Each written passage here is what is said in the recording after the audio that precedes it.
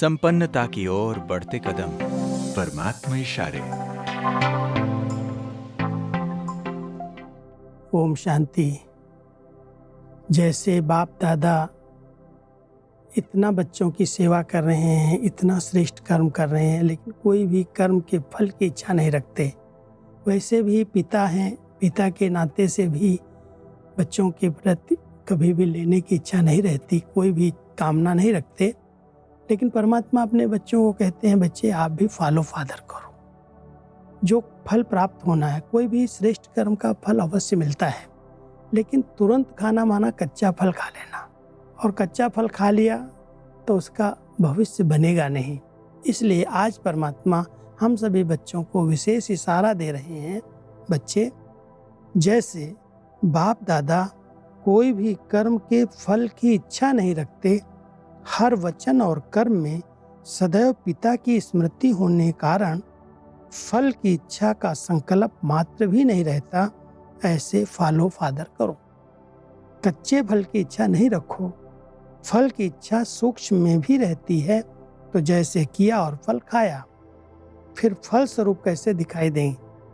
इसलिए फल की इच्छा को छोड़ इच्छा मात्रम अविद्या बनो।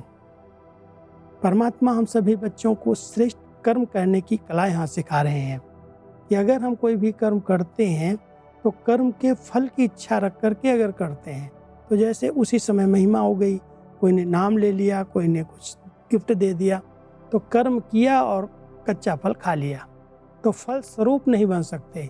इसलिए परमात्मा अपने बच्चों को फॉलो फादर करना सिखा रहे हैं। बच्चे जैसे ब्रह्मा बाबा ने हम बच्चों के सामने इतने श्रेष्ठ कर्म किए, लेकिन मैं पिता हूँ, मैं बच्चों की सेवा के लिए हूँ, इस स्मृति के कारण कभी भी वचन में कर्म में फल की इच्छा नहीं रखी, निस्वार्थ भाव से बच्चों की सेवा की।